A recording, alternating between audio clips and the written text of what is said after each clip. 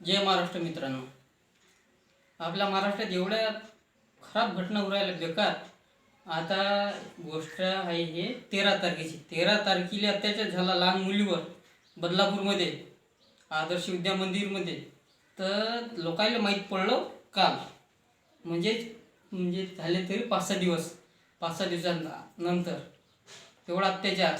आणि ज्यानं जो आरोपी असेल त्याले सरकारनं त्याचे हातपाय कापून त्याला भर चौकात त्याला फाशी दिली पाहिजे.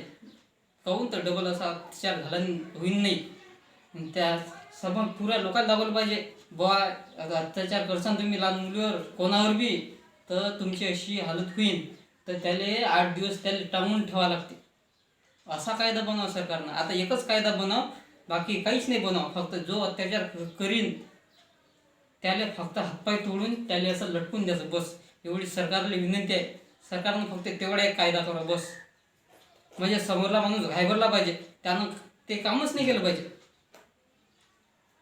तर मला स्वतःला खराब वाटते की एवढा मोठा महाराष्ट्र आहे, एवढे मोठे लोक आहे. तर मला जिंदगीवर समजा की तुमच्या तू आहे. काहून आपण लहान मुलीच्या ते अत्याचार झाला, तिला अजून एवढे दिवस झाले तरी आपण नाही देऊ शकलो. ते तिकडे साऊथमध्ये डायरेक्ट एन्काउंटर करून ओढून टाकलं होतं. पण महाराष्ट्रात ते गोष्ट नाही झाली. याचं मला लस खराब वाटलं. ते लोकांनाच केलं पाहिजे. तो थोडासा बाहेर बी आला, त्याला कापून बी टाकलं तरी काही फरक नाही पडत. तरी पोलीस काही नाही करत. कारण तो खराब पूर्वाला आपण चांगल्यासाठी केलं तरी आपण वाईट होऊ काय. लोकांना विनंती आहे, जिथं दिसला तिथं कापून टाका, पुऱ्या गर्दीनं कापून टाका. म्हणजे कोणावर काही येत नाही, म्हणजे कोणी केअर घेत नाही, काहीच नाही. म्हणजे डबल असं होणार नाही. जय महाराष्ट्र.